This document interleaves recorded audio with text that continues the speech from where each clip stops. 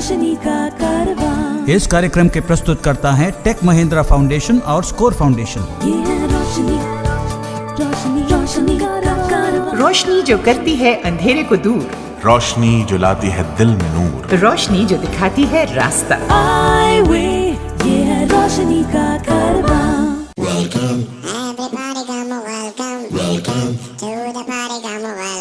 Welcome, ये है रोशनी का कारवां। वेलकम, ये है रोशनी का कारवां। वेलकम, ये है रोशनी का कारवां। वेलकम, वेलकम, वेलकम, वेलकम दोस्तों, वेलकम। मैं हूँ सलीमा रजा और माई सेल्फ शेरू। शेरू, ये माई सेल्फ शेरू क्या होता है भाई? माई सेल्फ शेरू यानी कि मैं शेरू। नहीं भाई, अक्सर काफी सारे लोग अपने आप को माई सेल्फ कहकर इंट्रोड्यूस करते हैं, है ना? लेकिन इंग्लिश में अगर आपको अपना परिचय देना है तो आपको कहना चाहिए आई एम शेरू। अच्छा, और हाँ, ये वेलकम नहीं होता, वेलकम। वेलकम, ना ना ना, वेलकम। Welcome, right. हमें हमारी भाषा पर अच्छी पकड़ होनी चाहिए जनाब, और हमें उसके उच्चारण पर भी ध्यान देना चाहिए। राइट। ये हुई ना बात। वैसे तुम इसके लिए मोनिका शर्मा से मदद ले सकते हो। मोनिका? मोनिका, मोनिका, कौन सी मोनिका? वो अरे, ये वही मोनिका तो नहीं जो मल्टीनेशनल कंपनी में वॉइस एंड एक्सेंट ट्रेनर है? बिल्कुल वही मोनिका। मतलब मुझे उनके पास जाना चाहिए। मोनिका! अरे अरे अरे, कहाँ चले? मोनिका के पास। अरे, तुम्हें मोनिका से मिलने के लिए कहीं दूर जाने की जरूरत नहीं है शेरू भैया, क्योंकि वो इस वक्त खुद हमारे साथ हैं। अरे वाह, क्या बात है। हाँ, क्योंकि आज हम अपने इस प्रोग्राम में मोनिका का ही इंटरव्यू करने वाले हैं, और इंटरव्यू के बाद तुम उनसे मिल सकते हो। ओके। हाँ तो दोस्तों, मोनिका शर्मा जो कि एक वॉइस एंड एक्सेंट ट्रेनर हैं और जन्म से दृष्टिहीन हैं, इस वक्त मौजूद हैं हमारे सहयोगी जॉर्ज इब्राहिम के साथ। तो आइए करते हैं मोनिका से एक मुलाकात।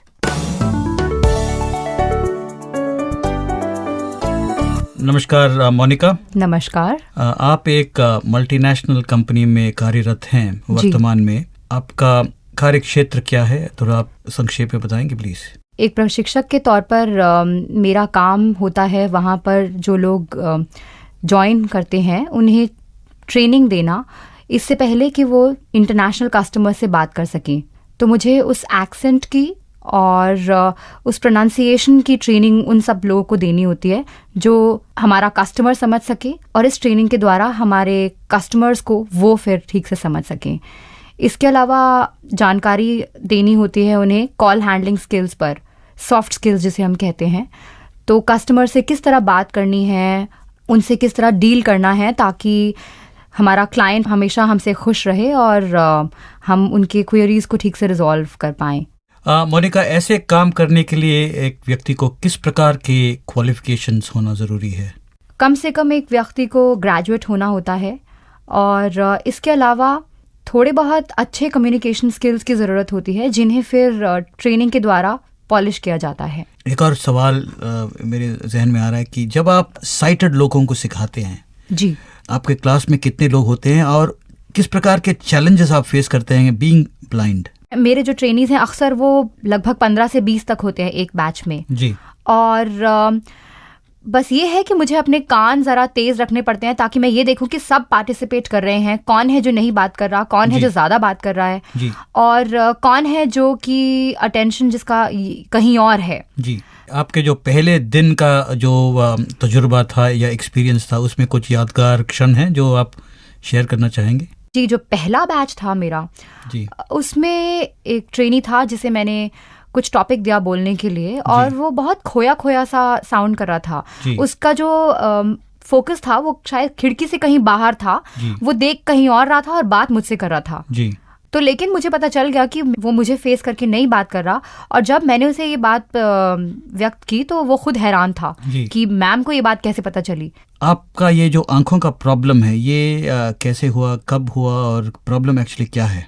ये प्रॉब्लम मुझे बाय बर्थ है, जन्म से ही है जी। और प्रॉब्लम का जो मुख्य कारण है वो है ऑप्टिक नर्व का ड्राई हो जाना जी।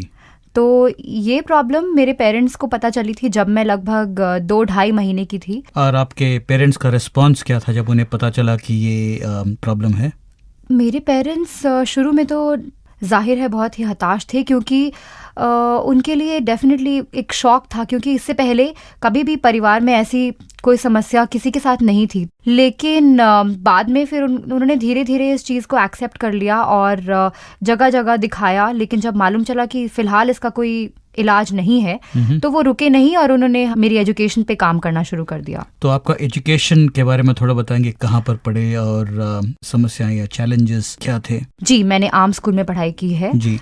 तो आम स्कूल में आम बच्चों के साथ सेम क्लास में पढ़ने का जो अनुभव था वो बहुत ही अच्छा था, क्योंकि उसमें हमारी पर्सनालिटी डेवलपमेंट भी अच्छे से हो पाती है, बजाय अगर हम सिर्फ एक ब्लाइंड स्कूल में पढ़ते हैं। तो पढ़ाई के अलावा आपके स्कूल के दिनों में कुछ और एक्टिविटीज थे जिसमें आपको मजा आता था? मुझे गाने का शौक हमेशा से रहा है, तो मैंने अपने स्कूल को इंटर स्कूल म्यूजिक कॉम्पिटिशन्स में रिप्रेजेंट किया था, डिबेट्स में भी पार्टिसिपेट किया था। इसके अलावा ऐसे राइटिंग कॉम्पिटिशन्स हमेशा मेरे फेवरेट रहे थे स्कूल लाइफ में। तो स्कूल के बाद आपका सफर क्या था? स्कूल के बाद मैंने लेडी श्रीराम कॉलेज से पॉलिटिकल साइंस ऑनर्स में ग्रेजुएशन की और उसके बाद दिल्ली यूनिवर्सिटी से बैचलर इन एजुकेशन किया। और इसके अलावा मैंने उसके बाद NAB ही में 4 साल के लिए पढ़ाया बच्चों को। जी। और इस बीच आपका शादी भी हुआ, तो शादीशुदा जिंदगी और एक दृष्टिहीन महिला होने के तहत कोई खास चैलेंजेस हैं या आप समझते हैं कि ये आम बात है? एक नई जगह में जाना और उसे अच्छे से समझना और वहाँ पे नए सिरे से ज़िंदगी शुरू करना मेरे ख्याल हर एक महिला के लिए थोड़ा मुश्किल तो होता ही है। लेकिन जहाँ तक हमारा सवाल है, मुझे लगता है हल्का सा ज़्यादा टाइम लगता है हमें एडजस्ट करने में नई जगह पे। इसके अलावा कुकिंग जैसी चीज़ें हैं, अगर हम उस पर पहले से ही सक्षम हैं तो फिर सिर्फ कंफर्ट लेवल होना ज़रूरी है, कहाँ पे क्या रखा है इस चीज़ से। तो उसके अलावा बहुत अच्छी फैमिली अगर है आपकी, जो कि मेरी है थैंकफुली, तो मेरा एक्सेप्टेंस 100% हो चुका है वहाँ पर। तो कुकिंग जो है ये आप शौक रखते हैं या एक काम करना है ये सोच के करते हैं? अगर सच कहूँ तो सिर्फ मेरे लिए काम है कुकिंग। और अगर मैं पूछूं कि अगर आप कुकिंग में कुछ खास बनाना चाहते हैं तो आपका फेवरेट डिश क्या है? पुलाव। खाने में और खिलाने में सबसे आसान। चलिए, मेरे मुंह में भी पानी आ गया। बहुत बहुत शुक्रिया मोनिका, आपने हमारे कार्यक्रम में आए। Thank you. अधिक जानकारी के लिए हमारे आईवे हेल्प डेस्क 011-460-70-380 पर सोमवार से शुक्रवार के बीच सुबह 11 बजे से शाम 5 बजे तक हमें कॉल कर सकते हैं या हमारी वेबसाइट www.ive.org पर विजिट कर सकते हैं। तो दोस्तों, ये थी जिंदगी को अपने ही खास अंदाज में जीने वाली मोनिका शर्मा, जिनसे बात कर रहे थे हमारे सहयोगी जॉर्ज इब्राहिम। हाँ, और दोस्तों, अब हम आपको सुनाने जा रहे हैं एक छोटी सी न्यूज क्लिपिंग जो कि नागपुर के एक टेलीविजन चैनल से ली गई है। सबसे पहले एक नजर हेडलाइंस पर। वैनगंगा नदी में नाव पलटने से हुई 32 महिलाओं की मौत। गोंडा सिविक कार से की गई 55 लाख रुपए की राशि बरामद। अब समाचार विस्तार से। आप सोच रहे होंगे कि इस क्लिपिंग को सुनाने का हमारा क्या मकसद है, तो मैं आपको बता दूं, इस क्लिपिंग में जिस न्यूज रीडर की आवाज आप सुन रहे थे उनका नाम है अमृता भोपले। अमृता जन्म से ही दृष्टिहीन है और पिछले 8 सालों से नागपुर के इस टीवी चैनल के लिए बतौर न्यूज रीडर काम कर रही हैं। न्यूज रीडिंग एक ऐसा काम जिसमें खबरों को सामने टेलीप्रॉम्प्टर पर देखकर पढ़ा जाता है। लेकिन अमृता भोपले ने इस काम को करने के लिए कौन से नए रास्ते बनाए, आइए सुनते हैं खुद उन्हीं से। हेलो अमृता, नमस्कार। मैं सलीमा बोल रही हूँ आए हुए यह रोशनी का कारवां से। नमस्कार। आमतौर पर न्यूज रीडर्स टेलीप्रॉम्प्टर के माध्यम से समाचार पढ़ते हैं।